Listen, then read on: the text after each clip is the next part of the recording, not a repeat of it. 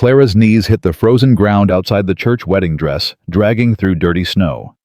The ring burned in her palm before she hurled it at Thomas Garrett's polished boots. "Barren." His mother's voice cut through the winter air.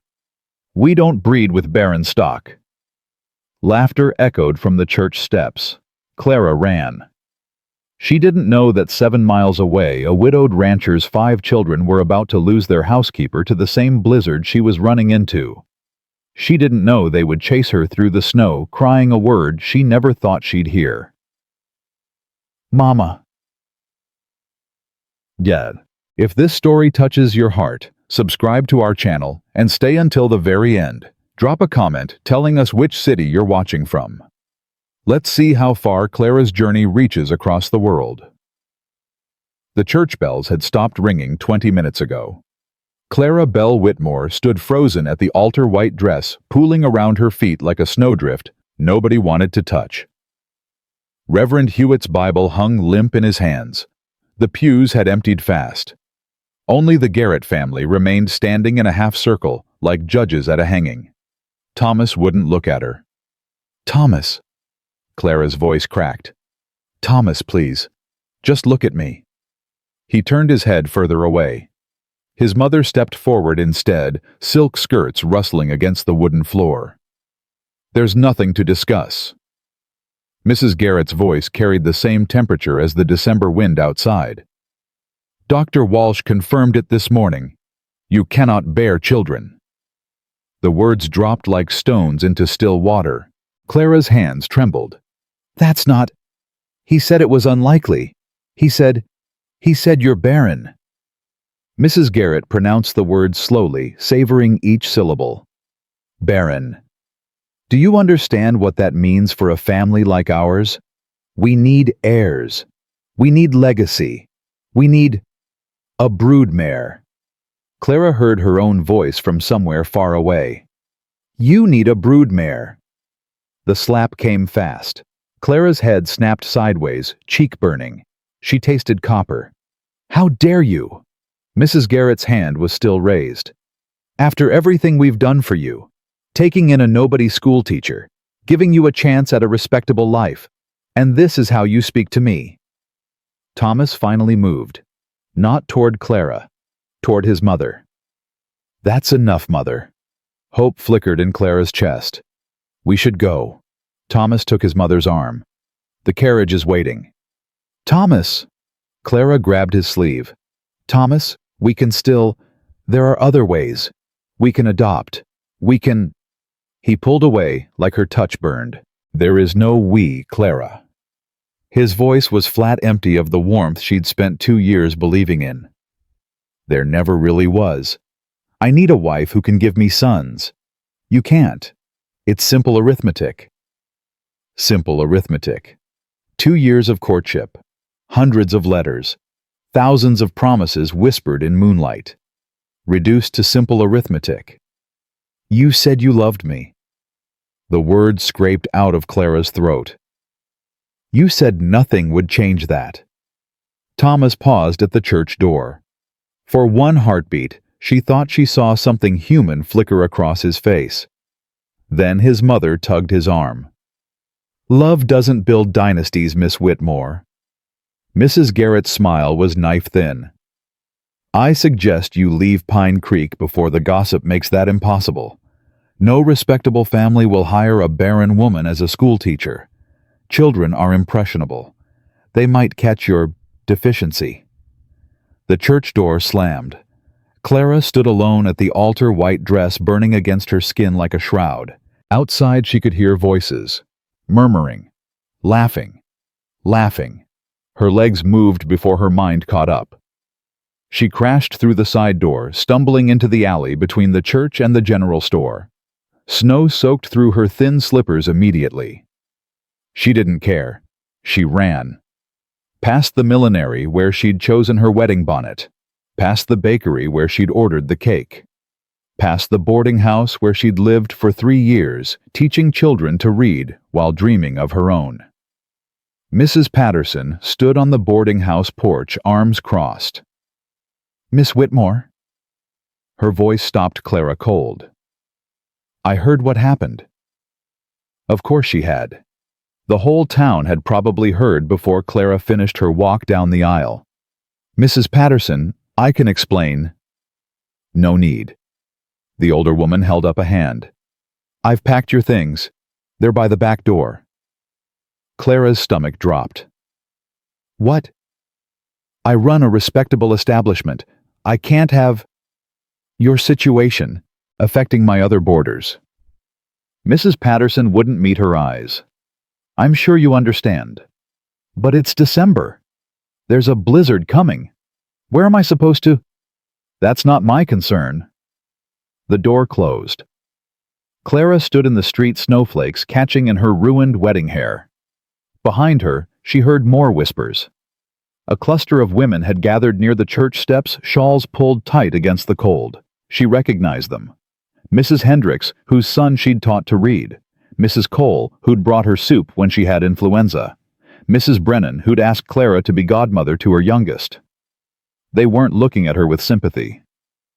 Always knew something was wrong with that one, Mrs. Hendricks said, voice carrying clearly across the frozen air. Too pretty, too educated. God always balances the scales. My grandmother used to say barren women carry bad luck. Mrs. Cole pulled her shawl tighter, as if Clara's condition might be contagious. Best she moves on before it spreads. Clara's chest couldn't expand. Air came in shallow gasps that turned to white clouds and disappeared. She forced her legs to move toward the back of the boarding house. Her trunk sat in the snow, already accumulating white powder. Everything she owned in the world, packed into 3 feet of worn leather. Where could she go? No family. Her mother had died when Clara was 12. Her father drank himself into the grave 2 years later. No siblings. No aunts or uncles willing to claim a poor relation. No prospects. Word would spread.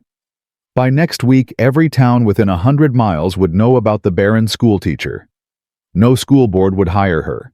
No family would trust their children to a woman cursed with empty womb. No hope.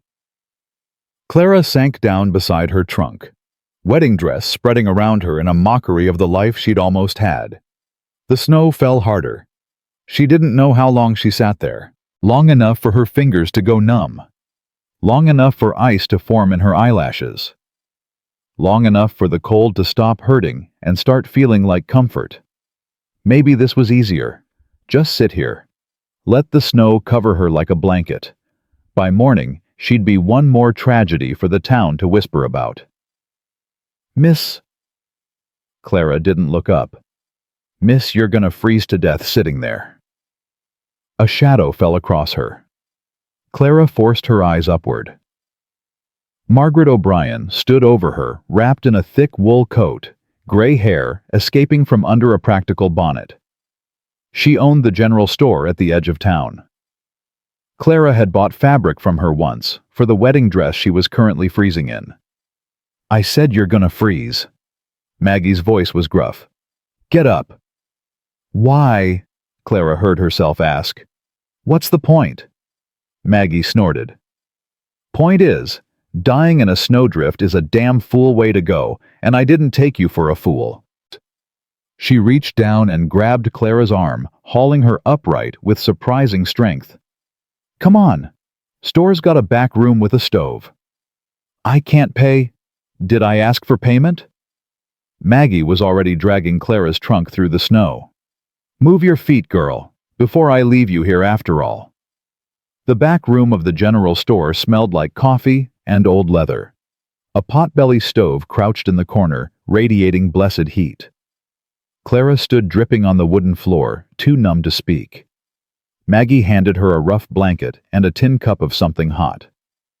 Drink, it's got whiskey in it. Don't tell the Reverend. Clara drank. The liquid burned down her throat and settled in her stomach like a small sun. Why are you helping me? Her voice sounded strange, rusty.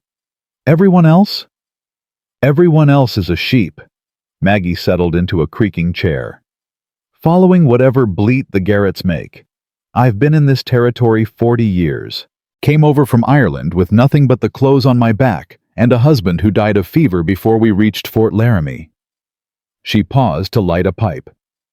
"I've seen plenty of women cast out for less. Usually they don't make it through the winter." Clara's hands tightened on the cup. "But you—" Maggie's eyes narrowed, assessing. "You've got something in you. I saw it when you walked into my store last month, haggling over ribbon like it was a matter of life and death." A rough laugh. "Takes spine to haggle with me. Spine doesn't matter much when you've got nowhere to go." "Maybe." Maggie puffed on her pipe. "Or maybe it's all that matters." They sat in silence while the storm howled outside. Finally, Maggie spoke again. "There's a rancher, Sam Coulter, has a place about 7 miles west of here up near the ridge." Clara waited. "His wife died 3 years back. Childbirth." Maggie's voice softened slightly. "Baby didn't make it either. Left him with 5 young ones and a ranch to run alone. 5 children. 5. Oldest is 11, youngest just turned 4. Maggie tapped her pipe against the chair arm. "His housekeeper quit this morning. Said she couldn't take another winter snowed in with grieving children and a man who barely speaks." Clara felt something stir in her chest. Something other than despair. "Why are you telling me this?" Maggie met her eyes. "Because Sam Coulter doesn't give a damn about what the town thinks. He needs someone who can cook clean and keep 5 children alive through a Wyoming winter. He doesn't need a broodmare. He needs a human being. He wouldn't want me. Once he finds out, girl." Maggie's voice sharpened. "Sam Coulter watched his wife die screaming in a bed of blood while he couldn't do a damn thing to save her. You think he's going to judge you for something that ain't even your fault?" Clara's throat closed. "The road to his ranch will be impassable by tomorrow," Maggie continued. "Blizzard's coming hard, but if you leave now, you might make it before the worst hits." "I don't have a horse." "I do." Maggie stood, joints creaking. "Old mare named Betty. Knows the way to Coulter's place. I sell him supplies when he can't make it to town." Clara stared at her. Why would you do all this for a stranger?" Maggie paused at the back door. "Because 40 years ago, when I was standing in snow with nothing but a dead husband's memory, someone helped me." Her voice roughened. "Been waiting a long time to pass that along." The storm had teeth. Clara hunched over Betty's neck, snow driving into her face like frozen needles. The wedding dress was gone, replaced by a wool coat Maggie had pressed into her hands. Her trunk was strapped behind the saddle, bouncing with every step. She couldn't see more than 10 feet ahead. The world had dissolved into white and gray, the only sound the howling wind and Betty's labored breathing. 4 miles, Maggie had said.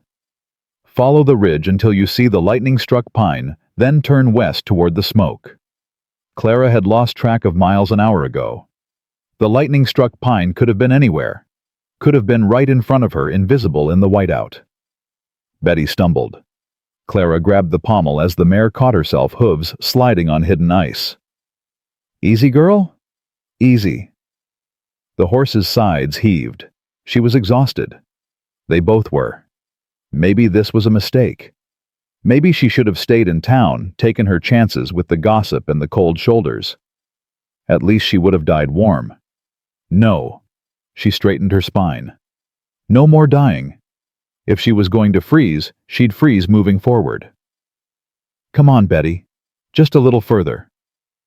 The horse took another step, then another, then stopped dead.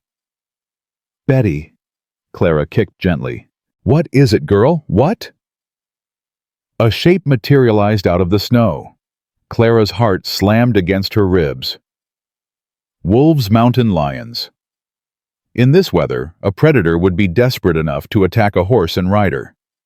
The shape moved closer. It was a child. A small girl, maybe 8 years old, wearing a coat 3 sizes too big, standing directly in Betty's path with snow piling on her shoulders. "Ma'am?" The child's voice was thin, almost lost in the wind. "Ma'am, are you lost?" Clara couldn't speak. "Our ranch is just over the hill." The girl pointed into the white nothing. Pa sent me to check on the fence line, but I can show you the way if you need. You're out here alone. Clara finally found her voice. In this storm, the girl shrugged. Pa needs help with the cattle. Ain't nobody else to do it. 8 years old, maybe 9. Out in a blizzard that would kill a grown man checking fence lines because there was nobody else. Something cracked open in Clara's chest. I'm looking for the Coulter Ranch, she heard herself say. Sam Coulter. The girl's face changed, wariness replaced by something like hope. That's my pa. She stepped closer to Betty's side. You, the new housekeeper, Miss O'Brien, sent word about... Yes, I suppose I am. The girl studied her for a long moment, eyes too old for her face assessing Clara the same way Maggie had. I'm Ellie, she said finally. Eleanor Grace Coulter. I'm the oldest. Clara Whitmore. You better follow me, Miss Clara. Ellie turned and started walking into the storm with the confidence of someone who'd done it 100 times before. Pa's gonna be worried if I'm not back soon, and the little ones are probably driving him crazy by now. Clara urged Betty forward, following the small figure through the snow. The ranch house appeared gradually like a ghost taking shape. First, a warm glow through the white, then the dark outline of a roof, then a porch, a door, a window with light flickering behind it. Ellie pushed open the door without knocking. Pa, I found someone. The warmth hit Clara like a physical force. She stood in the doorway, snow melting off her coat, blinking in the sudden light. A log cabin, simple but solid. A stone fireplace dominated one wall, flames crackling against the cold. A rough-hewn table surrounded by mismatched chairs, a kitchen area with iron pots and hanging herbs. And children. They emerged from various corners like startled rabbits. A boy about 9, sandy-haired with wary eyes. A girl maybe 6 with curls escaping from braids. Twin boys around 4 identical down to the smudge of something sticky on their cheeks. And Ellie closing the door behind Clara Snow, dusting off her too big coat. 5 children, all staring at her like she'd dropped from the sky. Who's that? One of the twins demanded. Is she staying? Asked the curly-haired girl. She looks cold, observed the sandy-haired boy. She looks sad, said the other twin. Quiet, all of you. The voice came from the shadows near the fireplace. A man stepped forward. Sam Coulter was tall. That was Clara's first impression. Tall and broad-shouldered and worn down in a way that had nothing to do with age. He couldn't have been more than 35, but his eyes held decades of exhaustion. He looked at Clara. She looked back. Neither spoke. Pa. Ellie broke the silence. This is Miss Clara. Miss O'Brien sent her. She's gonna help us. Sam's jaw tightened. Is that so? It is. Ellie's voice held a challenge. Mrs. Miller quit. We need someone. She's someone. Clara watched father and daughter lock eyes. Some silent battle played out in that gaze, old arguments and older grief tangled together. Finally, Sam exhaled. You ever worked a ranch, Miss Clara? No, sir. Cook for more than yourself. Only occasionally. Handle children who don't listen, chores that never end, and winters that try to kill you. Clara thought of the town square, the church steps, the boarding house door slamming shut. I can learn. Sam studied her for another long moment. The children held their breath. Even the fire seemed to pause. Rooms in the back, he said finally. You'll share with the girls. Meals are at 6 noon and 6. Church on Sundays when the road's clear. Pays $15 a month plus board. He turned back toward the fireplace. Ellie, show Miss Clara where to put her things. Yes, Pa. Clara felt the children close in around her like a gentle tide. The curly-haired girl took her hand. One of the twins grabbed her other one. The sandy-haired boy reached for her trunk. I'm Lily, said the curly-haired girl. I'm 6. I'm Noah, said the twin holding her left hand. I'm Nate, said the other twin. We're 4. We're exactly the same. I'm Jacob. The sandy-haired boy was already dragging her trunk toward the back room. But everyone calls me Jake. I'm 9. I don't talk much. He really doesn't, Lily confirmed. Clara let them pull her forward too, overwhelmed to resist. Miss Clara? The voice was tiny, hesitant. She looked down. One of the twins, Noah, she thought was tugging her sleeve. Are you gonna stay? For real stay? Not like Mrs. Miller, who said she'd stay, and then didn't. Clara's heart seized. She looked at the small face turned up toward hers. At the hope fighting against expectation of disappointment. At the careful way he held his body ready to pull away at the first sign of rejection. 4 years old, and already armored against loss. I don't know how long I can stay, Clara said honestly.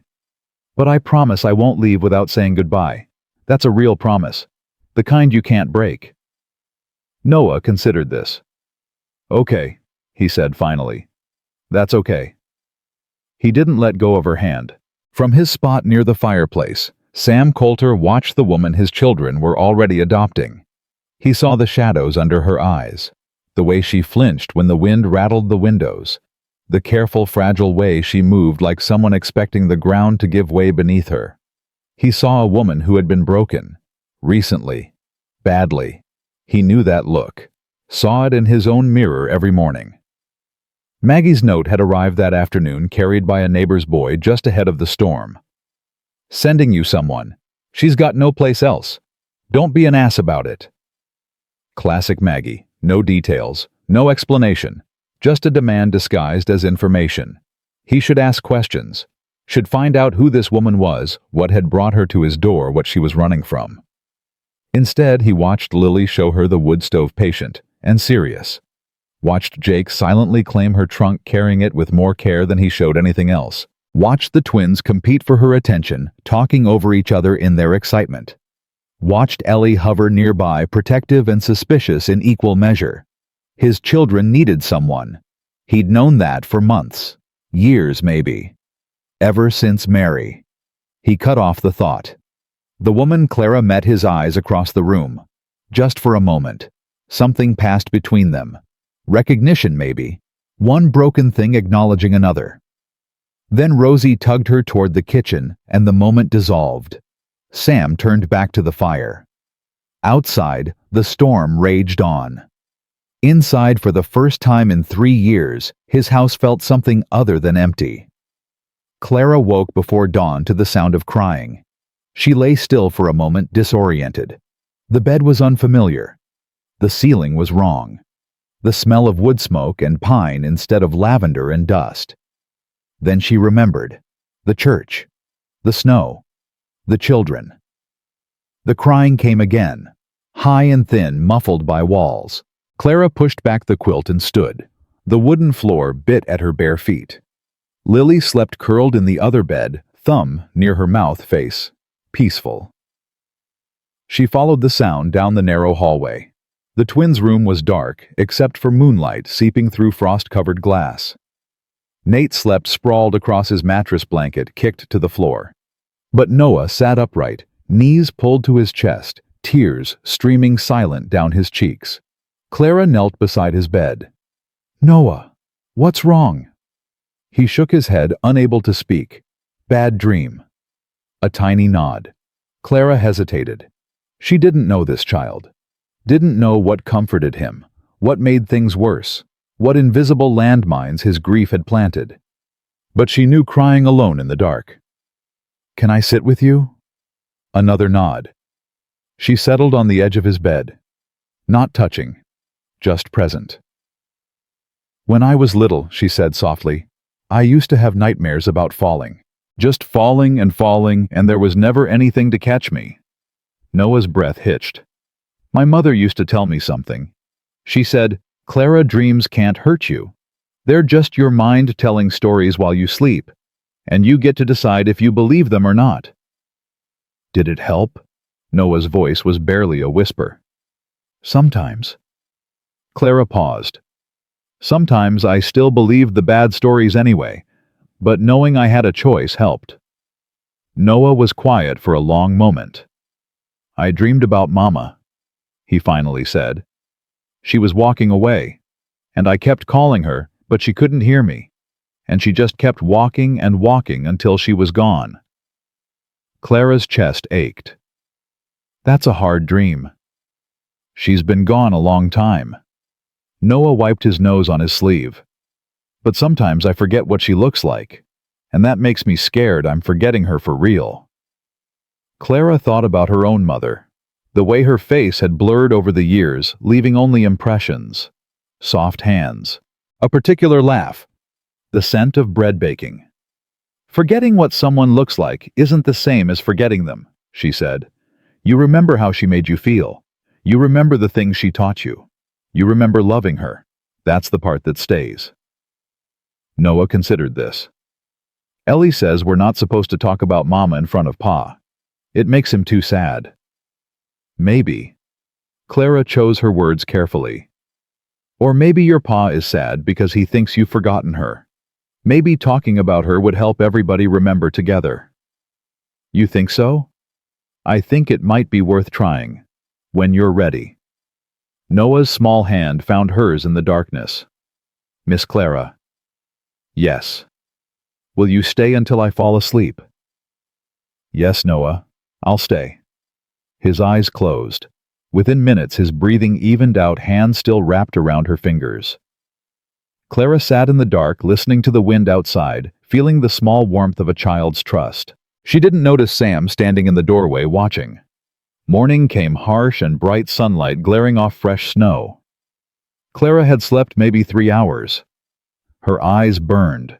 Her back ached from the unfamiliar mattress. But the children were already awake, and ranches didn't wait for exhaustion. "Eggs are in the cold cellar." Ellie appeared at her elbow, already dressed, hair pulled back in a severe braid. "Flowers in the blue tin. Pa takes his coffee black. The twins only eat eggs if they're scrambled soft. Jake won't eat at all if you push him. Lily will eat anything but pretends she won't." Clara blinked. "That's a lot of information." "Mrs. Miller didn't listen when I told her." Ellie's voice was flat. "That's why she lasted 3 weeks." "I'm listening." Ellie studied her for a moment, then nodded once. "The stove's tricky. Damper sticks. You have to jiggle it, or the whole kitchen fills with smoke." She left before Clara could respond. Breakfast was chaos. The twins knocked over a milk pitcher. Jake appeared, ate 3 bites, and vanished without a word. Lily decided she hated scrambled eggs, then ate Jake's abandoned portion when she thought no one was looking. Ellie sat rigid and watchful, correcting her siblings' manners with sharp whispers. Sam ate standing up, already dressed for the cold. "Storm's passed," he said to no one in particular. "Cattle need checking. I'll be back by noon." He was gone before Clara could answer. "Pa's always like that," Lily informed her. "He doesn't like being inside." "Because inside reminds him of Mama," Nate added. "Hush." Ellie's voice cracked like a whip. "That's not for strangers to know." The table went silent. Clara set down her fork. "You're right, Ellie. I am a stranger. You don't know me, and I don't know you. Not yet." She met the girl's hostile gaze steadily.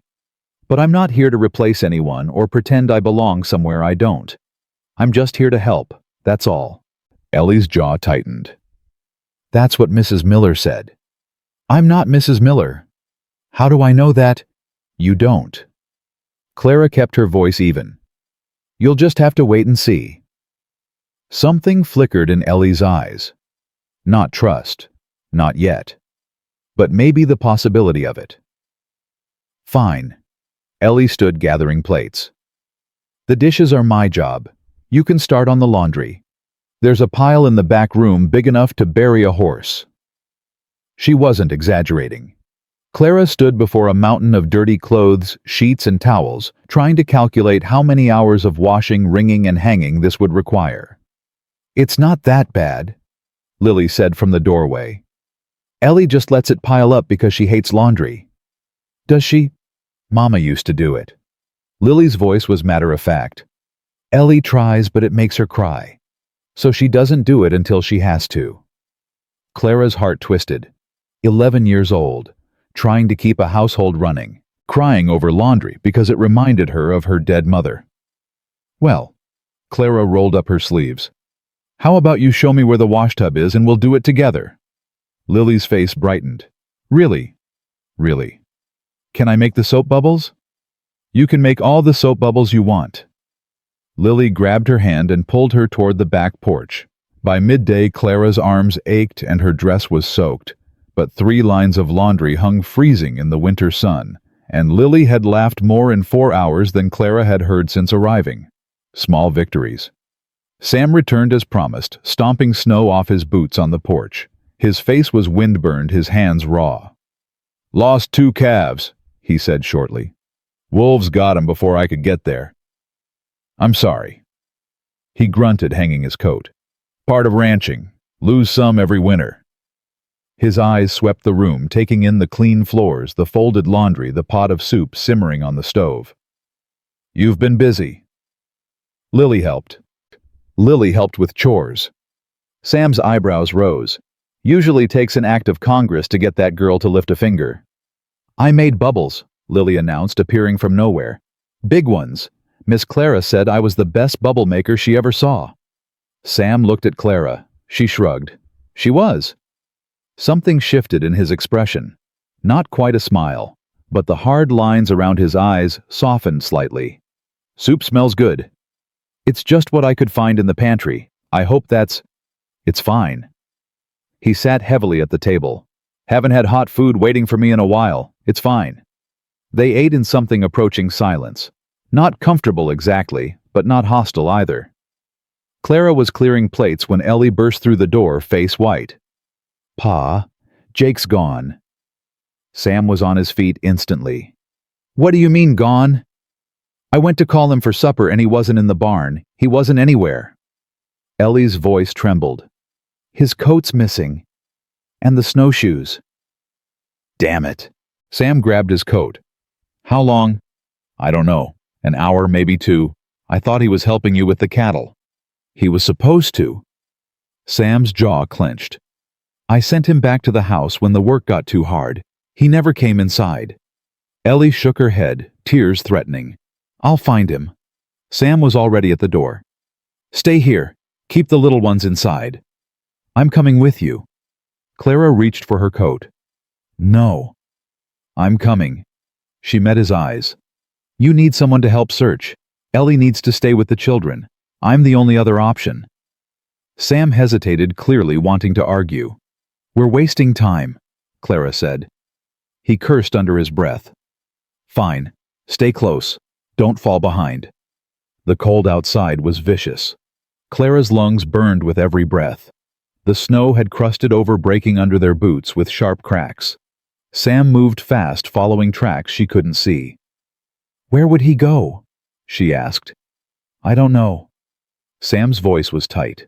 He wanders sometimes. After Mary died, he'd disappear for hours, just walking, not going anywhere. He's 9. He can't have gone far. Far enough to freeze to death if we don't find him before dark. They pushed through drifts, checking the tree line, the fence posts, the frozen creek bed. Nothing. Jake! Sam's voice echoed off the hills. Jacob. Only wind answered. Clara's chest tightened with each passing minute. The sun was dropping toward the mountains. They had maybe an hour of light left. There. She grabbed Sam's arm, pointing. A small figure huddled against a fallen log, half buried in snow. They ran. Jake was shaking violently. Lips blue, fingers white. His eyes were open, but unfocused. Jake. Sam dropped to his knees, pulling the boy against his chest. Jake, can you hear me? Pa? The word came out slurred. Pa, I couldn't find her. Find who? Mama. Tears froze on Jake's cheeks. I went to where we buried her, but the snow covered everything. I couldn't find the stone. I couldn't... His voice broke into sobs. Sam closed his eyes, holding his son tighter. "It's okay," he said roughly. "It's okay. I've got you." "I just wanted to talk to her." Jake's whole body shook. "I just wanted to tell her about Miss Clara. That we have someone now. That she doesn't have to worry about us." Clara's heart shattered. "We need to get him inside." Her voice came out steadier than she felt. "He's hypothermic." Sam nodded, lifting Jake like he weighed nothing. The boy clung to his father's neck, still crying. "Can you keep up?" Sam asked Clara. "Yes." They moved fast through the dimming light. Clara's legs burned, her lungs screamed, but she stayed on Sam's heels, refusing to fall behind. The ranch house glowed like a beacon. Ellie had the door open before they reached the porch. "Oh God, Jake!" She reached for her brother. "Get blankets." Sam pushed past her. "All of them. And heat water. Not boiling. Warm." The next hour was a blur of activity. Stripping Jake's frozen clothes, wrapping him in heated blankets, forcing warm broth between his chattering teeth. Clara worked beside Sam without speaking, anticipating what he needed, handing him things before he asked. Finally, Jake's shivering slowed. Color crept back into his cheeks, his eyes focused. "Pa." His voice was small. "Am I in trouble?" Sam's face was unreadable. "You scared 10 years off my life. I'm sorry, I know why you went." Sam's voice cracked. "But you can't do that again. You understand. You can't leave without telling someone. Not in winter. Not ever." Jake nodded, tears spilling. "I miss her," he whispered. "I miss her so much." Sam pulled his son close, burying his face in the boy's hair. "I know. I miss her too." Clara quietly left the room. In the kitchen, Ellie sat at the table, hands clasped tight, face pale. "He's okay," Clara said. "Your father's with him." Ellie nodded but didn't relax. "I should have been watching him." Her voice was barely audible.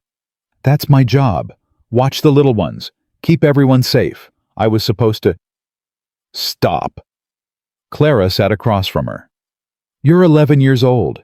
It's not your job to keep everyone safe. That's too much for anyone to carry, let alone a child. But since your mama died, you've done more than most grown women could manage." Clara leaned forward. "But you're not their mother, Ellie. You're their sister. There's a difference." Ellie's lip trembled. "Sometimes I'm so tired," she whispered. "I don't want to be in charge anymore, but if I'm not, everything falls apart." "Everything's not going to fall apart." Clara reached across the table. "I'm here now. Let me carry some of it." Ellie looked at Clara's outstretched hand. For a long moment she didn't move. Then slowly, she took it. Later that night, after the children were finally asleep, Clara sat by the dying fire, too exhausted to climb into bed. Footsteps made her look up. Sam stood in the doorway, looking as wrung out as she felt. "Jake's sleeping," he said. "Fever broke. He'll be all right." "Good." Sam crossed to the fireplace, adding a log to the embers. "You didn't have to come with me tonight." "Yes, I did." He turned to look at her. "Why?" Clara considered the question. "Because when I was sitting in the snow yesterday, ready to let the cold take me, I thought nobody in the world cared if I lived or died." She paused. "Then your children looked at me like I mattered. I don't know if I can be what they need, but I know I couldn't sit in a warm house while one of them was out there freezing." Sam was quiet for a long time. "Mrs. Miller wouldn't have come," he finally said. "She would have stayed inside with the fire and told herself it wasn't her place. I'm not Mrs. Miller." "No." His voice was strange. "You're not." He settled into the chair across from her, and they sat in silence watching the flames. "Mary would have liked you," he said suddenly. Clara's breath caught. "My wife. She was—" He stopped, started again. "She had this way of seeing people, seeing what they really were underneath all the armor they put up. She would have seen you." Clara didn't know what to say. I haven't talked about her in a long time. Sam's voice was rough. The kids think it hurts me too much. They tiptoe around her name like it's made of broken glass. Does it hurt? Everything hurts. He looked at his hands. But not talking about her hurts worse. It's like she's disappearing. Every day a little more. And I can't... His voice broke. I can't let her disappear. Clara thought of Noah's nightmare. Jake's desperate walk to the cemetery. Ellie's rigid control. Maybe you should tell them that. Tell them what? That it's okay to talk about her. That you want to remember her together, not separately. Clara leaned forward. They're so scared of hurting you that they're hurting themselves. And you're so scared of hurting them that you're all alone with your grief. Sam stared at her. When did you get so smart about families? I'm not. Clara smiled sadly. I never had one. Not really. But I know what it's like to be alone with pain you can't share. It's a terrible way to live. Sam absorbed this. Why didn't you have a family? Clara's smile faded. That's a long story. I've got time. She looked at him, this broken man in his firelit chair, and something loosened in her chest. I was supposed to get married yesterday, she said. Thomas Garrett, son of the richest family in Pine Creek. Sam's expression didn't change. What happened? Clara took a breath. The doctor told me I can't have children. Barren, he called me. Like I was a field that wouldn't grow crops. Her voice hardened. Thomas decided a wife who couldn't give him heirs wasn't worth keeping. His mother made sure the whole town knew why the wedding was canceled. Sam was very still. That's why you were in the snow. That's why I was in the snow. And that's why Maggie sent you here. She said you wouldn't judge me. Clara's voice wavered. She said you needed help, not a broodmare. But I should have told you before I came. You have a right to know what kind of woman is living under your roof. Sam stood. Clara braced herself. Here it came. The disgust, the dismissal, the door closing on another chance at belonging. But Sam didn't move toward the door. He moved toward her. My wife died giving birth, he said quietly. The baby died too. A girl. We were going to name her Rose. Clara's heart clenched. 3 other pregnancies before that. All lost before they could be born. Mary blamed herself. Said her body was broken. Said she was cursed. His voice roughened. I told her it didn't matter. I told her she was enough just as she was. But she never believed me. She kept trying. And it killed her. Tears slid down Clara's cheeks. So don't tell me about being judged for what your body can or can't do. Sam's eyes burned into hers. I watched the woman I loved destroy herself, trying to be something she thought I needed. I won't watch that again, not ever. Clara couldn't speak. You're not broken, Sam said. You're not cursed. You're just a woman who can't bear children. That's all. It doesn't make you less. It doesn't make you unworthy. And anyone who tells you different is a damn fool. He turned and walked toward his room. At the door, he paused. Get some sleep, Miss Clara. Tomorrow's going to be a long day. He was gone before she could respond. Clara sat alone in the dying firelight, tears streaming down her face. Not tears of grief this time. Something else. Something that felt almost like hope. In the children's room, a door creaked open. Ellie slipped out, having heard every word. She looked at Clara differently now. She didn't say anything, but in the morning when Clara came to the kitchen, the coffee was already made, and Ellie was waiting with a smile. 3 weeks changed everything and nothing. Clara learned the rhythm of the Coulter Ranch like learning a new language. The creak of the floorboards that meant Sam was awake. The particular cry that meant Nate wanted attention, versus the one that meant Noah was genuinely hurt. The way Ellie's silence could mean contentment or brewing storm. The hours Jake spent in the barn talking to horses because horses didn't expect answers. She learned that Lily sang while she did chores, tuneless and happy, that the twins communicated in a language only they understood, that Sam watched her when he thought she wasn't looking, his expression unreadable. She learned that belonging could grow slowly, like ice, thawing one drop at a time. But Pine Creek had not forgotten her.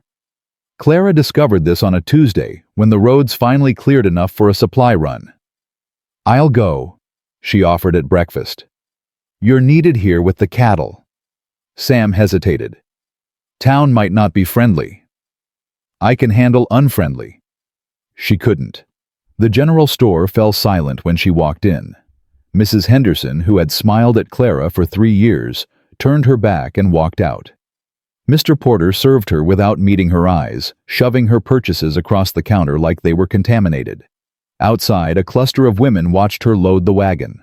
"Shameless," one whispered loud enough to carry. "Moving in with a widower, 5 children in the house, and no chaperone." "Birds of a feather," another replied. "He was always strange. Now he's got himself a barren woman. What kind of family is that?" Clara's hands shook as she climbed onto the wagon seat. She made it halfway home before she had to stop, pull off the road, and let the tears come. When she finally reached the ranch, her eyes were dry. But Ellie noticed. "What happened?" "Nothing." "You're lying." Ellie crossed her arms. "Your face is blotchy. You've been crying." Clara sighed. "Town wasn't welcoming. That's all." "What did they say?" Ellie. "What did they say?" Clara looked at this fierce 11-year-old ready to fight battles that weren't hers. "Nothing that matters." "It matters to you." Ellie's voice hardened. "It matters to us. You're ours now." Clara's heart stumbled. "What?" "You're ours." Ellie said it like a simple fact. "The twins decided the first night. Jake decided when you helped find him. Lily decided before you even took your coat off." She paused. "I decided when I heard what Pa said to you." "You heard that." "I hear everything." Ellie lifted her chin. "So whatever they said in town, it's wrong. You belong here, and anyone who says different can go straight to hell." Clara choked on something between a laugh and a sob. "That's quite a statement from an 11-year-old. I'm almost 12. Ellie grabbed the supply box. "Help me carry this inside. The twins are trying to make cookies and there's flour everywhere." Clara followed her in heart fuller than she knew how to hold. But the town's whispers were just the beginning. 2 days later, Victor Harlan came to call. Clara was kneading bread when she heard the horse approach. Sam was in the far pasture. The children were scattered across the property doing morning chores. She wiped her hands and opened the door. A man sat astride an expensive black horse, his clothes too fine for ranch country. Silver hair swept back from a hard face. Cold eyes assessed her like she was livestock at auction.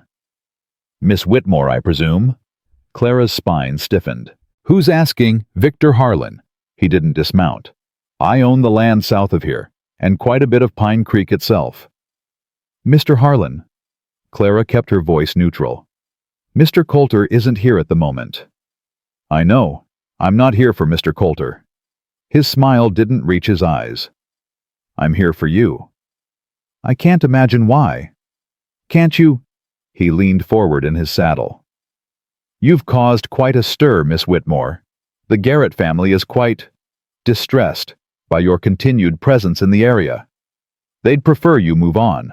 Find somewhere else to spread your particular brand of misfortune." Clara's hands curled into fists at her sides. "The Garretts don't own me."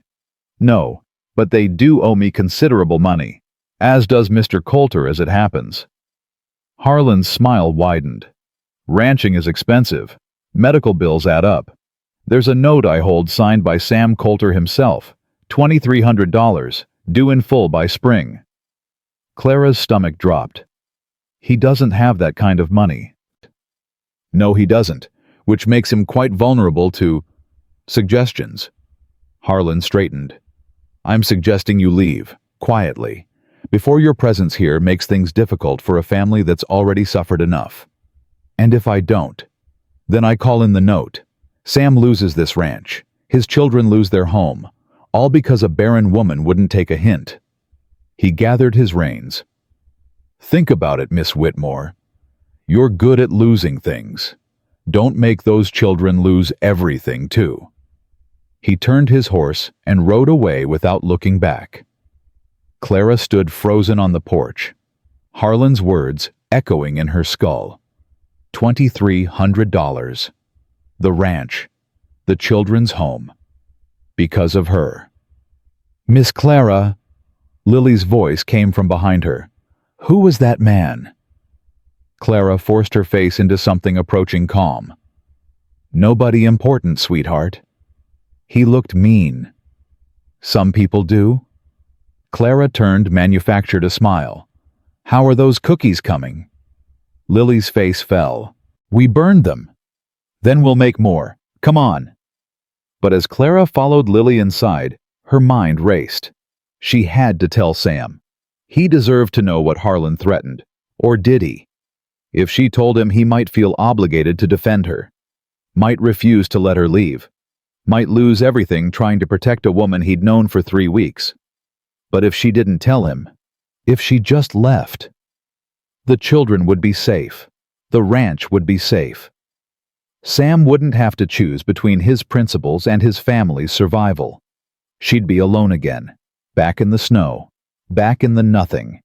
But they'd be okay. Wasn't that worth it? Clara made her decision by nightfall. She would leave. Tonight. Before anyone could stop her. She packed quietly while the children slept.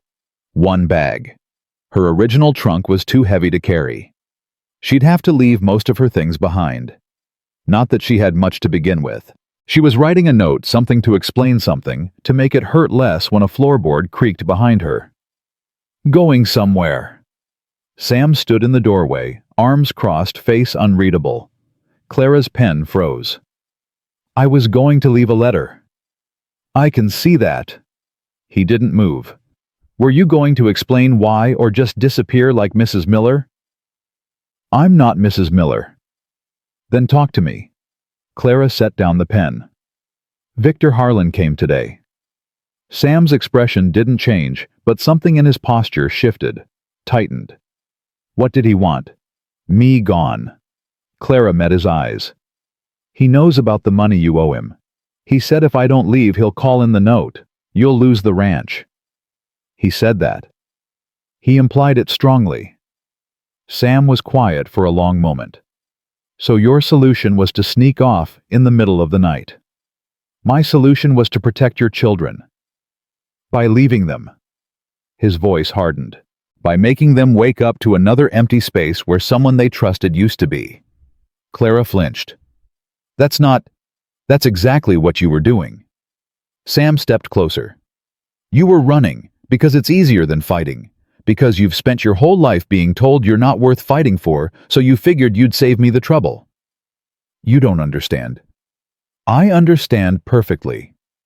His eyes burned into hers. Victor Harlan has been trying to take this land for 5 years. He tried to buy it from my father. He tried to swindle it from me. He's threatened, manipulated, and schemed. And not once has he mentioned that note. Because he knows if he calls it in, I'll find a way to pay it. I'll sell cattle, I'll borrow from Maggie, I'll work myself into the ground, but I won't lose this land. Clara stared at him. Then why? He mentioned it to you because he knew you'd run. Sam's voice dropped. He knew you'd think you weren't worth the fight. That's what men like Harlan do. They find the weak spot and they dig in. I'm trying to help. You're trying to disappear. Sam grabbed her shoulders. Stop it. Clara's breath caught. Why do you care? You've known me 3 weeks. Because my children love you. The words came out rough, almost angry. Because Ellie actually smiles now. Because Jake talks again. Because the twins don't have nightmares every night anymore. Because Lily sings louder when you're in the room. His grip tightened. Because this house feels like a home again. And I'll be damned if I let Victor Harlan take that away. Clara's eyes burned. What if I'm not worth it? You are. You don't know that. I do. His voice cracked. I know because Mary told me once that love isn't about what someone can give you. It's about who they are. And who you are, Clara Whitmore, is exactly what this family needs. A tear slipped down her cheek. I don't know how to stay, she whispered. No one's ever. Then learn. Sam's hands gentled on her shoulders. Stay. Let us teach you. Clara looked at this man, this broken, stubborn, beautiful man who was offering her something she'd never had, a reason to stay. Harlan won't stop, she said. Neither will I.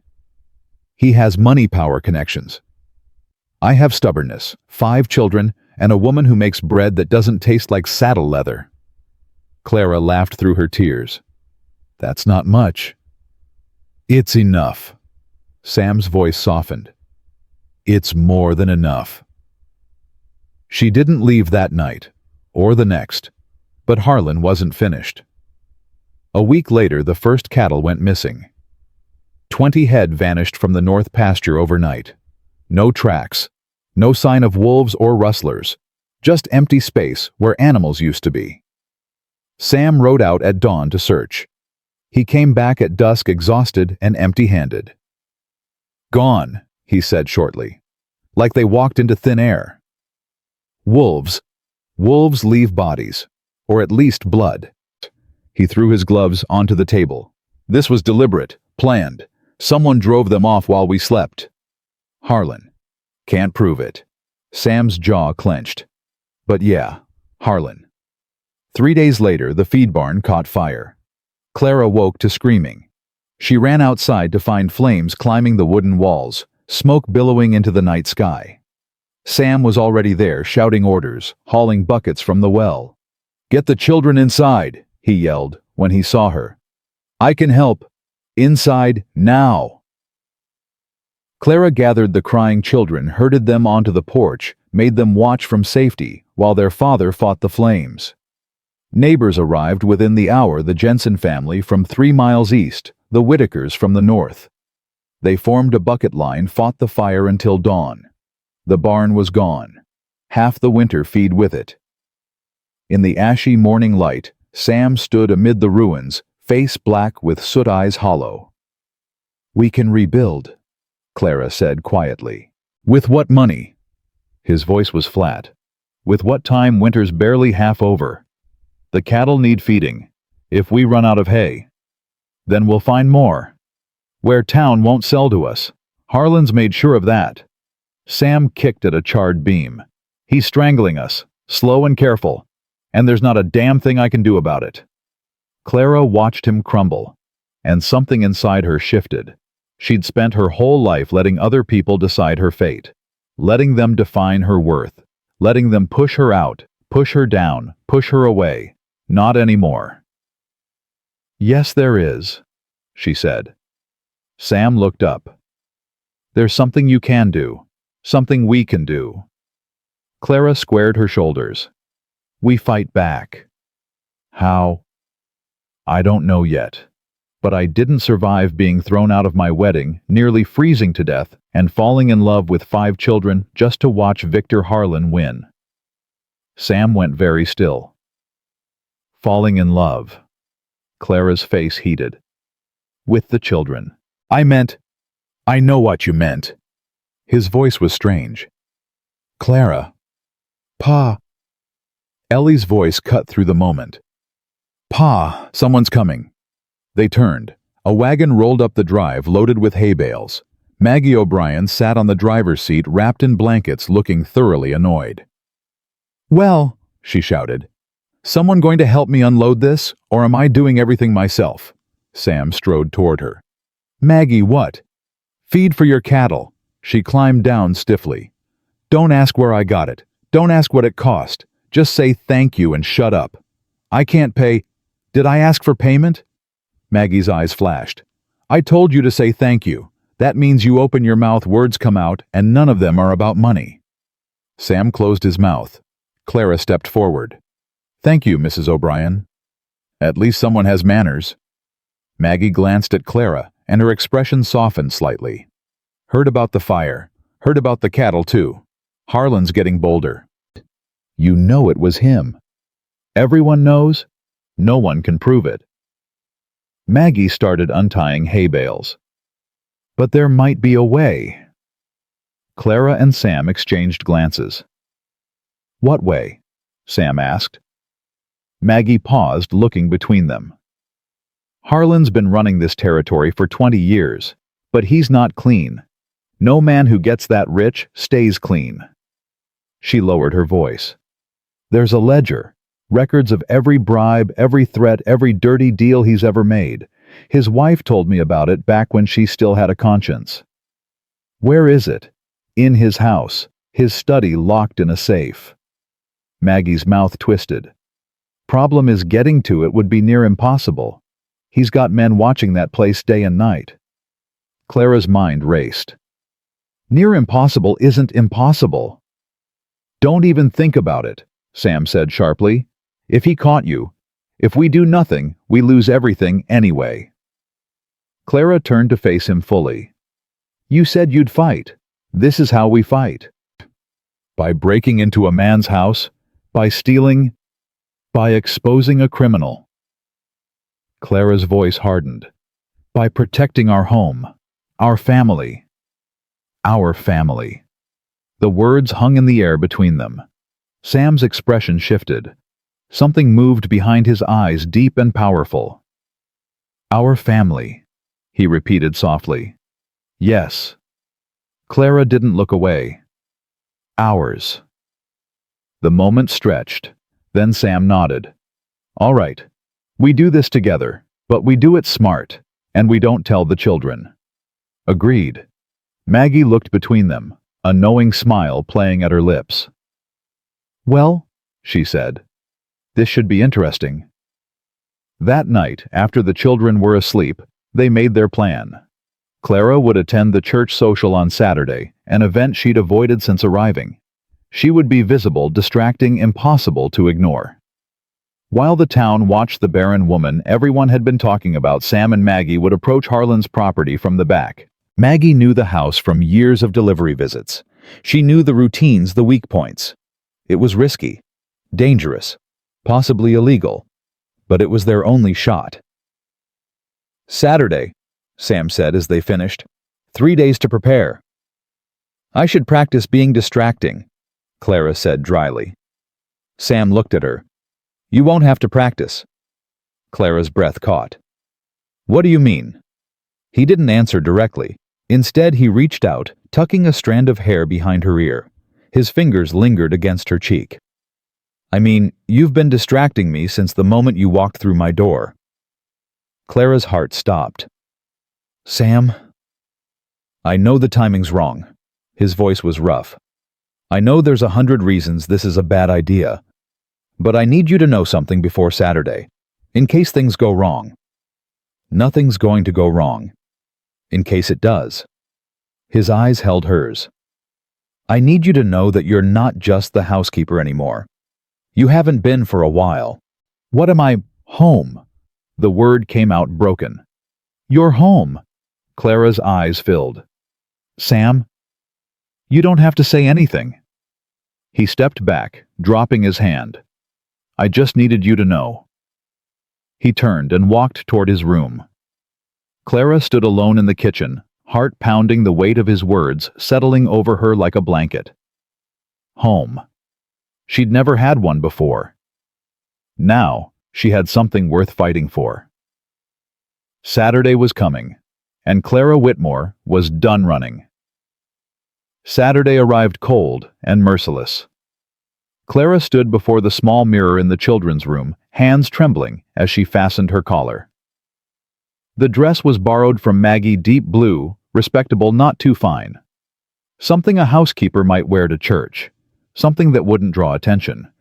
Except everything about Clara drew attention now.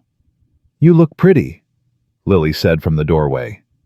Clara turned, forcing a smile. "Thank you, sweetheart.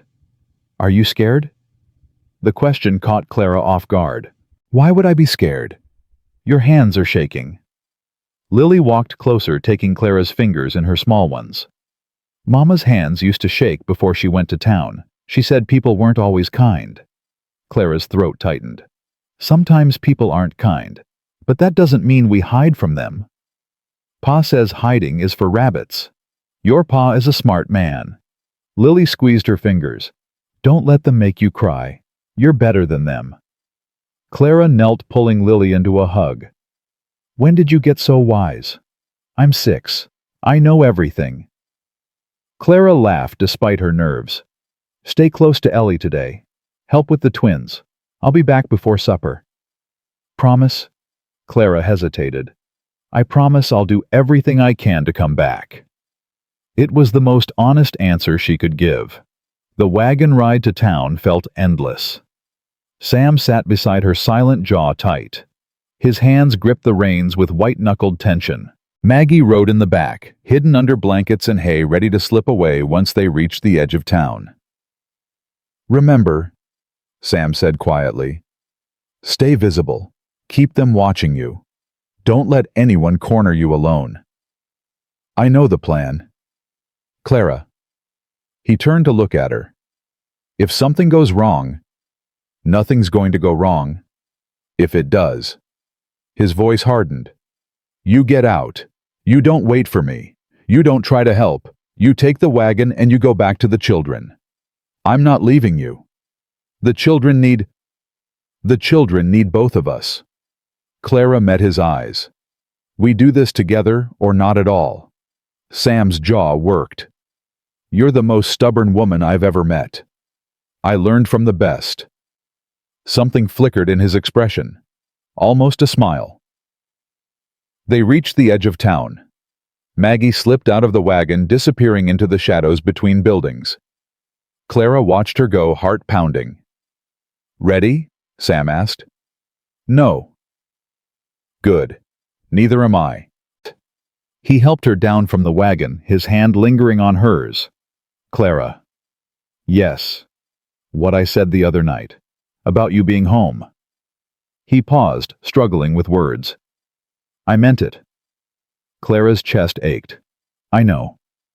When this is over," she said softly, "we'll have time."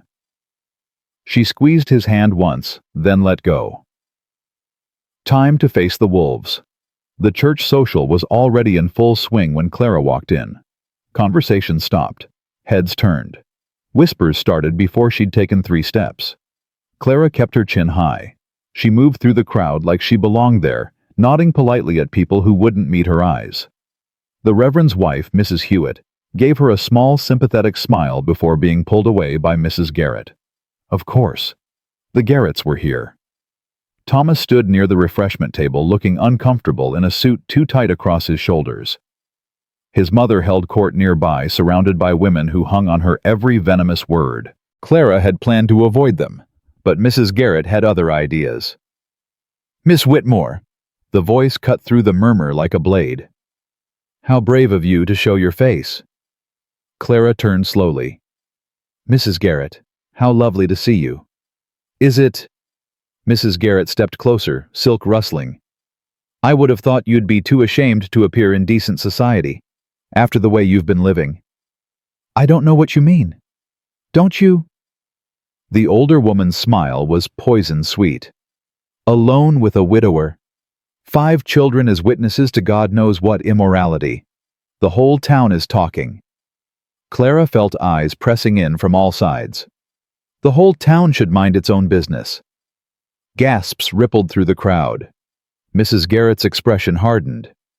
"You forget yourself, Miss Whitmore. You're nothing here. Less than nothing. A barren woman playing house with another woman's family." Clara's hands shook, but her voice stayed steady. "Mary Coulter's been dead 3 years. Those children haven't had a mother's care in all that time. I'm not replacing her. I'm helping them."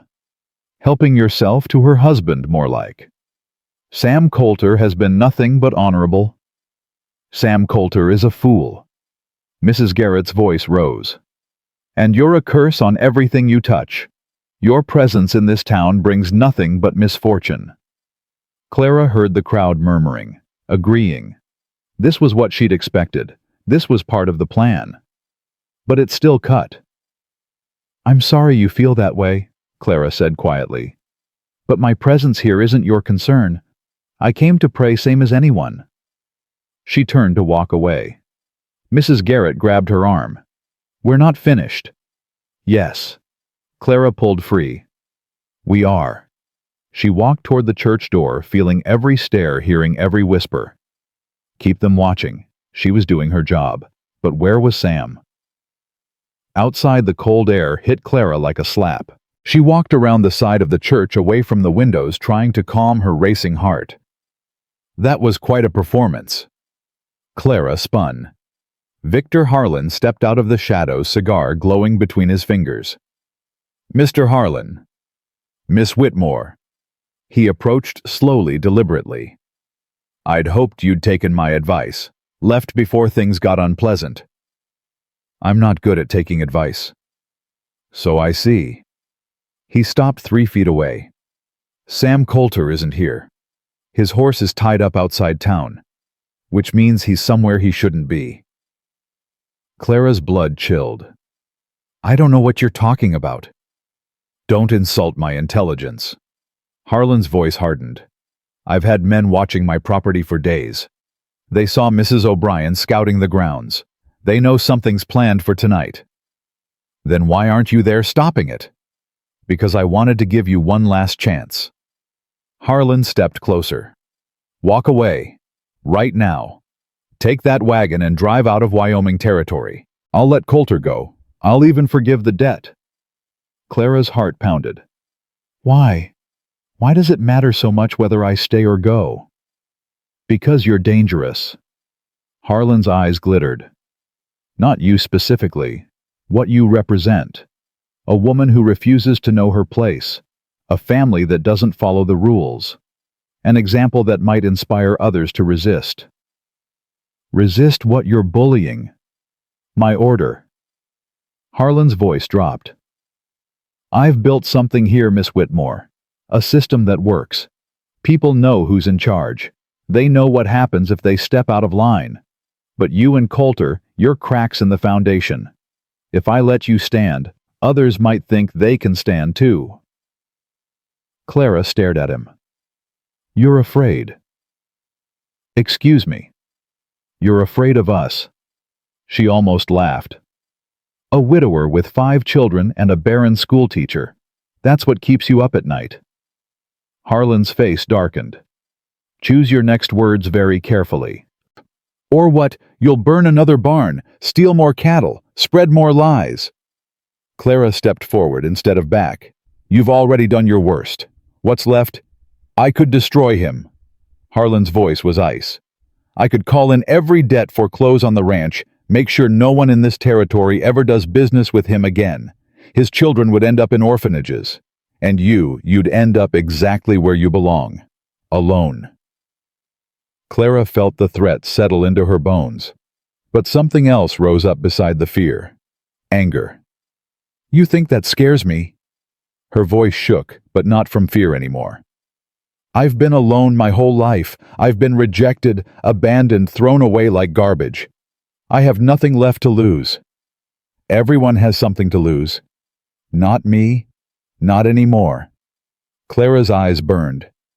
"But Sam's children, they have everything to lose. And I will burn this whole town down before I let you take it from them." Harlan studied her for a long moment. "You mean that?" Every word. Something shifted in his expression. Not fear exactly, but reassessment. "Interesting." He dropped his cigar, grinding it under his heel. "Very well, Miss Whitmore. You've made your choice. Don't say I didn't warn you." He walked past her toward the church. At the door, he paused. "By the way, my men caught your friend, Mrs. O'Brien. She's being held at my property. I thought you should know." Clara's blood turned to ice. "If you hurt her, that depends entirely on you." Harlan smiled. Enjoy the social." He disappeared inside. Clara stood frozen, mind racing. Maggie was caught. Sam was walking into a trap. And she was standing here alone, with no way to warn him. Unless... She ran for the wagon. The horse protested the hard pace, but Clara didn't slow down. The road to Harlan's property was rough, treacherous in the dark. She nearly overturned twice, but she kept going, driven by something stronger than fear. Maggie, Sam, the children waiting at home. Everything she loved was at stake. She saw the glow of lanterns before she saw the house. Multiple lights moving in the darkness. Men searching. Men hunting. Clara pulled the wagon off the road, tying the horse to a low branch. She would have to go on foot from here. The property was larger than she'd expected. Outbuildings scattered across the grounds. A main house looming dark against the sky. And everywhere men with lanterns, guns at their sides. How was she supposed to find Sam in this? A hand clamped over her mouth from behind. Clara nearly screamed. "Quiet!" Sam's voice in her ear. "It's me." She sagged with relief as he released her. "I thought you were caught." "Nearly was." His face was grim. "They have Maggie. Saw them take her into the main house." "I know. Harlan told me." "Harlan?" "He was at the church. He knew everything, Sam. It was a trap from the beginning." Sam cursed under his breath. "We have to get Maggie out." "How?" "There are men everywhere." "I don't know." Sam's jaw tightened. "But I'm not leaving her." "Neither am I." They crouched in the darkness, watching the patrol patterns. 2 men by the front door, one circling the east side, another near the stables. "There," Clara pointed. "The servants' entrance. No one's watching it. Because it's probably locked. Or because Harlan's so arrogant he doesn't think anyone would dare." Sam looked at her. "You want to walk through the front door?" "The back door. But yes, sometimes the boldest move is the safest." "That's insane." "Do you have a better idea?" He didn't. They moved through the shadows, hearts pounding, until they reached the servants' entrance. Clara tried the handle. It opened. "Told you," she breathed. "Don't gloat yet." Inside the house was silent. Too silent. Their footsteps echoed no matter how carefully they walked. They checked room after room. Empty. All empty. Then Clara heard it. A voice, raised in anger, coming from somewhere below. "Basement," Sam whispered. They found the stairs behind a locked door, locked but old. Sam put his shoulder into it. The wood splintered. Down they went into darkness. At the bottom, a corridor stretched ahead. A single door at the end, light bleeding from beneath it. They crept closer. "Think you can rob me and get away with it?" Harlan's voice ugly with rage. "I wasn't robbing you." Maggie's voice defiant despite everything. "I was exposing you. There's a difference. The law won't see it that way. The law is in your pocket. Everyone knows it. Then everyone knows what happens to people who cross me." Clara reached the door first. She didn't think, didn't plan. She shoved it open. Harlan spun, shock on his face. Maggie sat tied to a chair, face bruised but eyes blazing. "Miss Whitmore!" Harlan recovered quickly. "How kind of you to join us." "Let her go." "Or what?" He moved toward a desk in the corner. "You'll glare at me some more." Sam stepped in behind Clara. "Or I'll make you regret ever setting foot in Wyoming territory." Harlan's hand slid toward a drawer. "I wouldn't," Sam said. "Not unless you want this to end badly." "It's going to end badly regardless." Harlan's fingers closed on something in the drawer. "The only question is for whom." He pulled out a pistol. Clara's heart stopped. "You think you can threaten me in my own house?" Harlan aimed at Sam. "You think I won't pull this trigger? You're not a killer. I'm whatever I need to be." The standoff stretched. Then a new voice spoke from the doorway. "Put the gun down, Victor." Everyone turned. Ruth Harlan stood there pale and trembling, holding a leather-bound book against her chest. "Ruth." Harlan's voice sharpened. "What are you doing here?"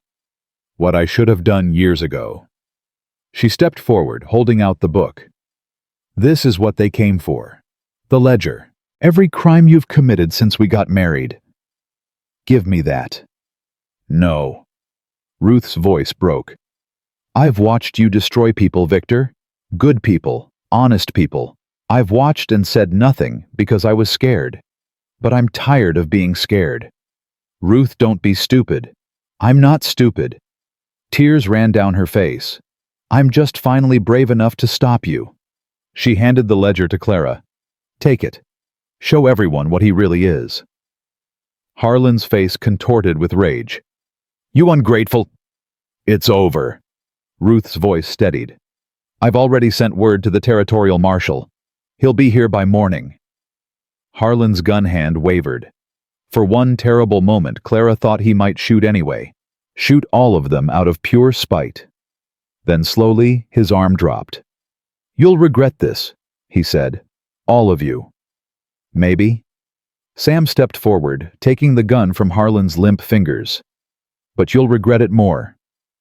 They untied Maggie. They walked out of that basement, out of that house, into the cold night air. Free. The ride home was quiet. Maggie dozed in the back of the wagon, exhausted, but alive. Ruth Harlan had stayed behind to wait for the marshal to give her testimony to finally escape the prison of her marriage. Clara sat beside Sam, the ledger heavy in her lap. "It's over," she said softly. "Is it?" "Harlan's finished. Once the marshal sees this—" "I don't mean Harlan." Sam's voice was strange. "I mean us. You and me. Whatever we've been dancing around." Clara's breath caught. "Sam, I almost lost you tonight." His hands tightened on the reins. Stood there watching that gun pointed at us, and all I could think was, I never told her. I never said the words. "What words?" He turned to look at her. "I love you, Clara." The world stopped. "I know it's too soon. I know we've only known each other weeks. I know there are 100 reasons this is crazy." His voice cracked. "But I love you. I've loved you since you sat in the snow and told Noah about bad dreams. I've loved you since you stood up to Ellie and didn't back down. I've loved you since you walked into that church today, like you weren't afraid of anything, even though I could see your hands shaking." Clara couldn't breathe. "Sam." "You don't have to say it back." He looked away. "I just needed you to know." "Stop talking." He stopped. Clara reached over, taking his face in her hands. "I love you too." His eyes widened. "You do?" "I love you. I love your children. I love that ridiculous ranch with its broken fences and ornery cattle and the kitchen that always smells like smoke." She laughed through sudden tears. "I love all of it. I didn't know I could, but I do." Sam stared at her like she'd just handed him the moon. Then he kissed her. Right there on the wagon in the middle of the road with Maggie snoring in the back. It wasn't elegant. It wasn't planned. It was perfect. When they finally broke apart, both breathless, Clara laughed. "What will the children say? They'll probably say it's about damn time." "Ellie's going to be unbearable." "Ellie's always unbearable. It's part of her charm." Clara leaned her head against his shoulder. For the first time in her life, she wasn't running from something. She was running toward it. Home, family, love, everything she'd never dared to want. Everything she finally had. The ranch appeared on the horizon just as dawn broke, and 5 small figures stood on the porch waiting. The children didn't wait for the wagon to stop. Ellie reached them first, face streaked with tears she was trying to hide. Jake was right behind her, silent as always, but moving faster than Clara had ever seen him. The twins came next, stumbling over each other in their rush. And Lily. Lily launched herself at Clara before she'd even climbed down, small arms wrapping around her waist like a vice. "You came back!" Lily sobbed. "You promised and you came back." Clara lifted her, holding tight. "I told you, real promises can't be broken." "We thought," Ellie's voice cracked. "When you didn't come home last night, we thought—" "I know." Clara reached out with her free arm, pulling Ellie close. "I know. I'm sorry." Sam was surrounded by the twins, and Jake, all of them talking at once. His eyes met Clara's over their heads. Home. They were home. "Everyone inside." Ellie ordered, her composure returning. "Miss Clara needs food and rest. Pa looks like he hasn't slept in a week. And Miss Maggie—" She stopped, noticing the older woman climbing stiffly from the wagon. "Miss Maggie, what happened to your face?" "Long story." Maggie waved off her concern. "Nothing a strong cup of coffee won't fix." "I'll make it." Ellie was already moving. Jake helped Pa with the horses. Twins stopped climbing on Miss Clara. "Lily." "I'm not letting go," Lily announced. "Fine. Just don't trip anyone." Within minutes, they were inside, warmth wrapping around them like an embrace. Clara sank into a chair with Lily still attached to her hip. The twins pressed against her sides. Even Jake hovered nearby, close enough to touch. Sam stood in the doorway, watching his family arrange themselves around this woman who had changed everything. "Pa." Ellie handed him a cup of coffee. "What happened? Why were you gone so long?" "Victor Harlan happened." The children went still. "But it's over now." Sam's voice was firm. "He won't be bothering us anymore." "How do you know?" Noah's voice was small. "Because we stopped him." Clara squeezed his shoulder. "Together." "Did you punch him?" Nate asked hopefully. "No punching." Clara almost smiled. "Something better.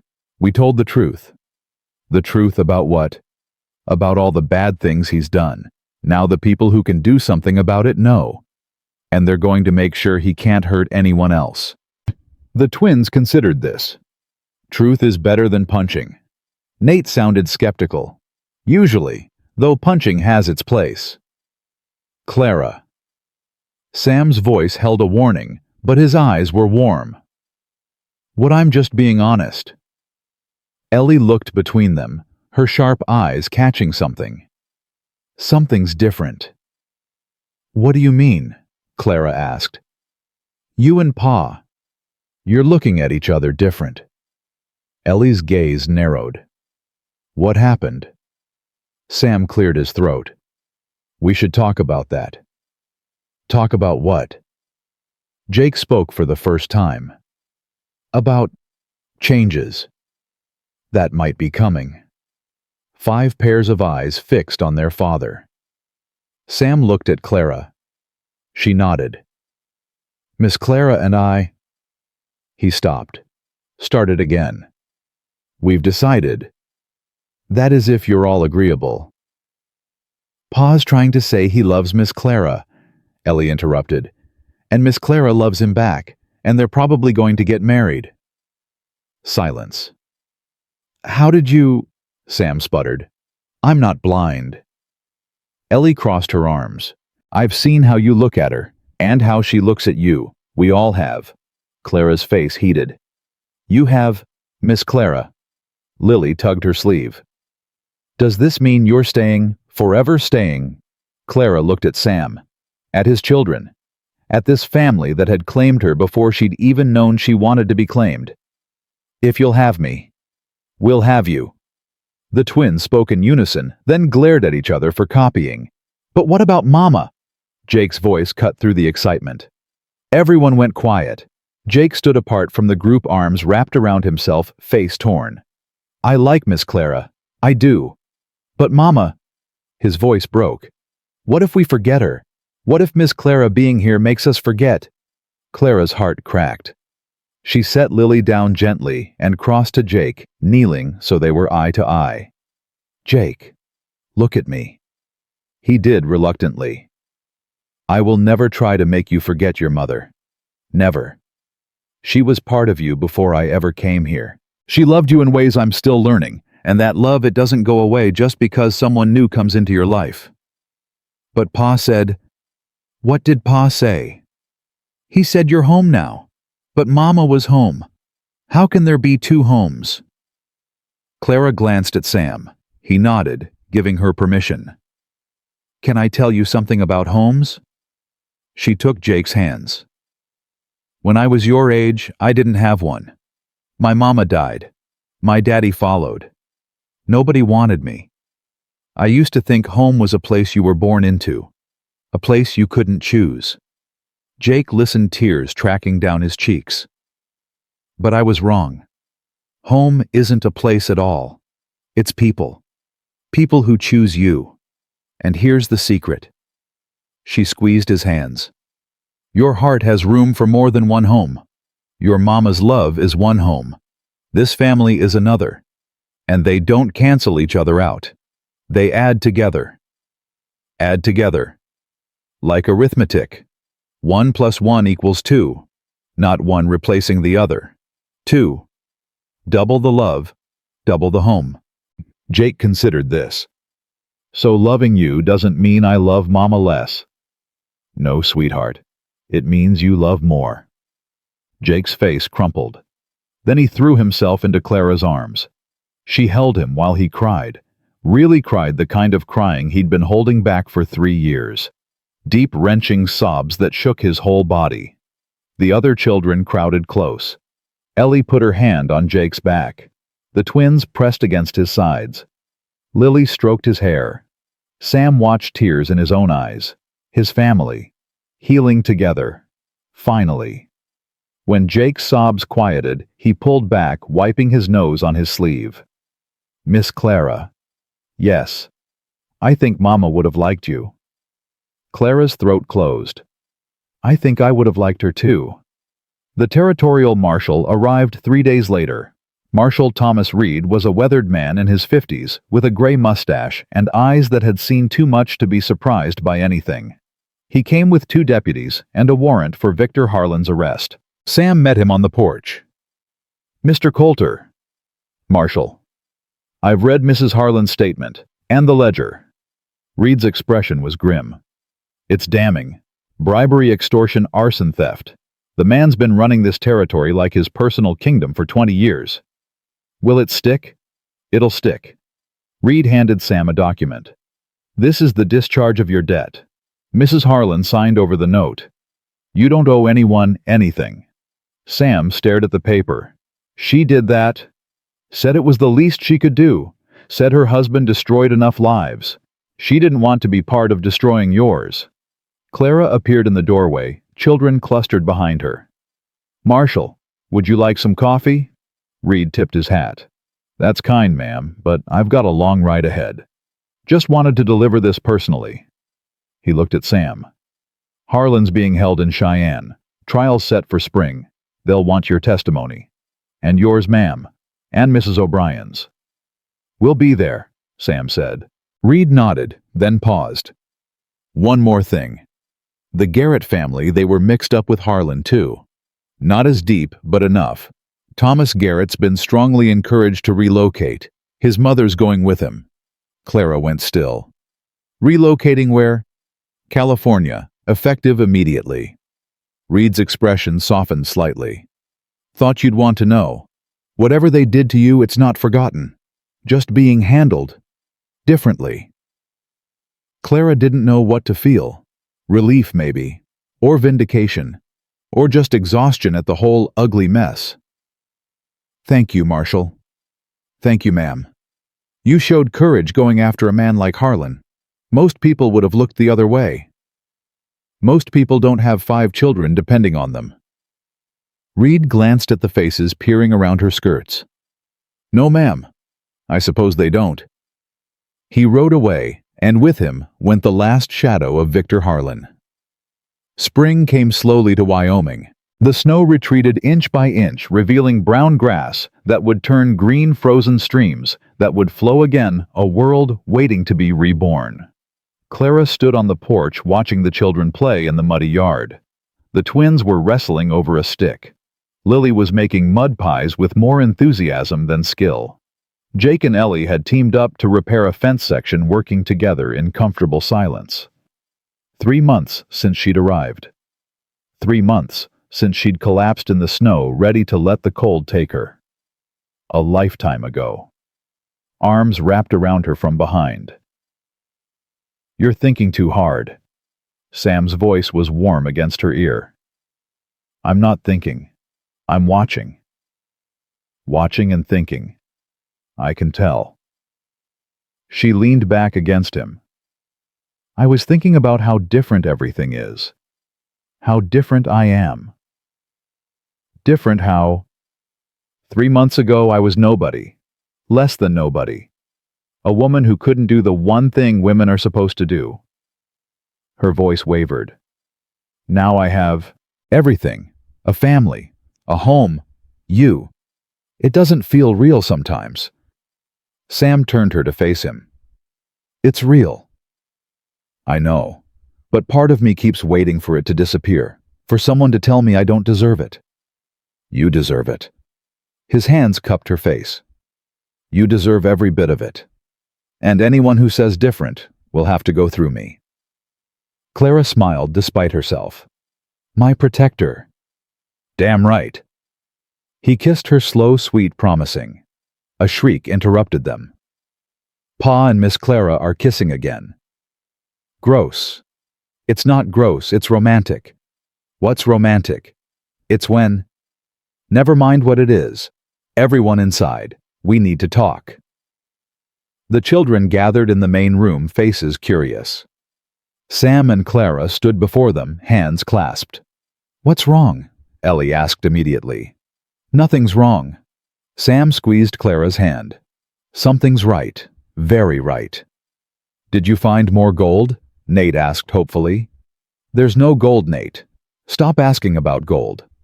One of the stories had gold. This isn't about gold." Sam took a breath. "It's about family. Our family." 5 faces watched. 5 hearts waited. "I've asked Clara to marry me." Silence. Then Lily burst. "Really? Really? Truly? You're going to be our mama? For real? If you want me to be." "We want," the twins shouted together. "Ellie!" Clara looked at the oldest, whose opinion mattered most. "What do you think?" Ellie was quiet for a long moment. "I think..." Her voice trembled. "I think Mama's been waiting for this." Clara's eyes filled.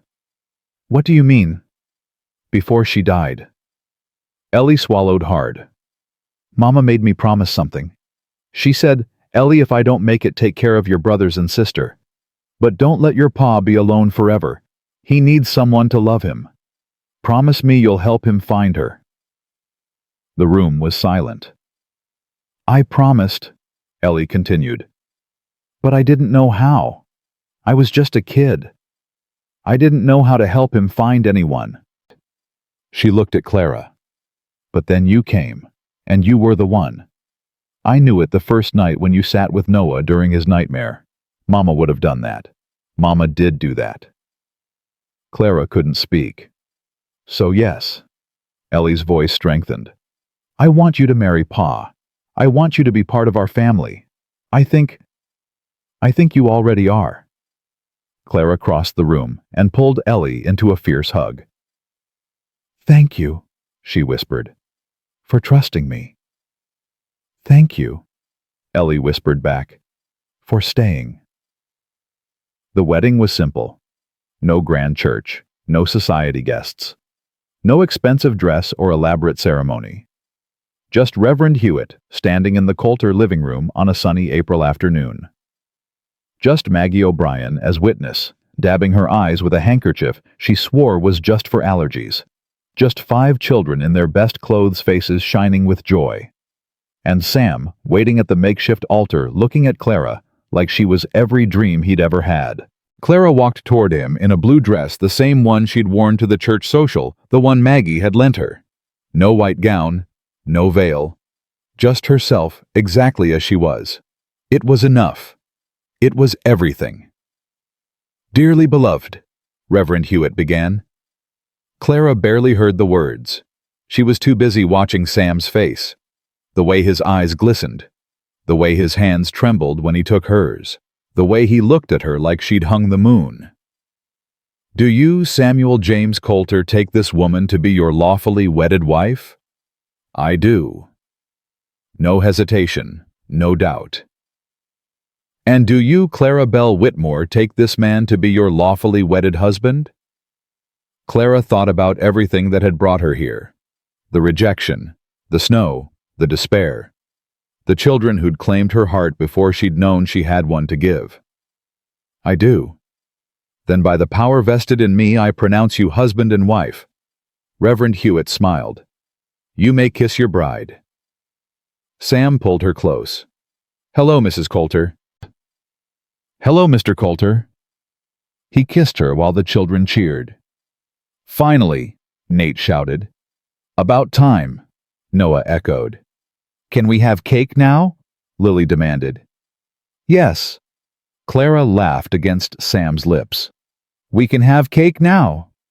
That night, after the cake was eaten and the children were in bed, Clara stood on the porch looking at the stars. So many of them. More than she'd ever seen in town. A whole universe spread out above her, vast and infinite and beautiful. Sam came up behind her, wrapping his arms around her waist.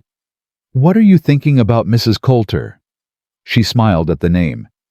"I'm thinking about how strange life is." "Strange how?" "A few months ago I was the barren woman, the cursed one, the one nobody wanted." She leaned back against him. "Now I have 5 children who call me mama, a husband who loves me, a home, a family. The town was wrong about you. The town was cruel, but they weren't entirely wrong." Clara's voice softened. "I can't bear children. That hasn't changed. And it doesn't matter. Doesn't it?" Sam turned her to face him. "Clara, look at what we have. 5 children who adore you, a house full of noise and chaos and love. Do you really think we need more? I want you to be sure that you're not settling, that you won't someday wish. Listen to me." His voice was fierce. "Mary and I tried for years to have children. Lost 3 before Ellie came. Lost more between each one. She almost died giving birth to the twins. Did die giving birth to the one who didn't make it." Clara's throat tightened. "I know.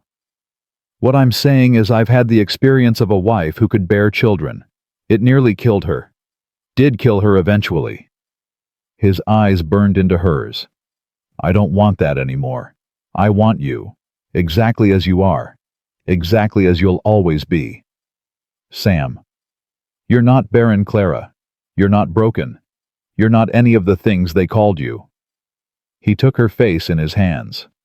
"You're a mother, to 5 children who needed one desperately. You're a wife, to a man who didn't think he'd ever love again. You're a miracle. My miracle." Tears spilled down her cheeks. "I love you." "I know." He kissed her forehead. "I love you too. Forever." Inside, a door creaked. "We can't sleep." Lily's voice floated out. "We tried, but we keep thinking about how Miss Clara is our mama now, and we're too excited." Clara laughed through her tears. "Come here, all of you." They came tumbling out. 5 children barefoot and pajama-clad piling onto the porch. Lily climbed into Clara's arms. The twins pressed against Sam's legs. Jake and Ellie leaned against the railing, trying to look too old for family cuddles, but failing. "Look at the stars," Clara said. "Do you see how many there are?" "Millions," Noah breathed. "Billions," Nate corrected. "Whatever number they are." Clara pulled them all closer. "That's how much I love you. All of you. Forever." "Even when we're bad?" Nate asked. "Even then?" "Even when Jake doesn't talk for 3 days?" Jake elbowed his brother. "Even then?" "Even when Ellie's bossy?" "I'm not bossy, I'm responsible." "Even then," Clara confirmed. Sam wrapped his arms around all of them, this messy, beautiful, perfect family. Mama. Lily's voice was sleepy now. Yes, sweetheart. I'm glad you came to us. Clara closed her eyes. 3 months ago, she'd been rejected for being barren. She'd collapsed in despair. She'd been ready to die in the snow. Now she had everything. Not despite what she'd lost. Because of it. I'm glad too, baby, she whispered. I'm glad too. And standing there under the infinite stars, surrounded by children who loved her, held by a man who saw her truly, Clara Bell Coulter finally understood. She had never been barren. She had been waiting for 5 children to run after her crying mama. Waiting for a family that needed exactly what she had to give. Waiting for a love that would fill every empty space in her heart. She wasn't barren anymore. She was home.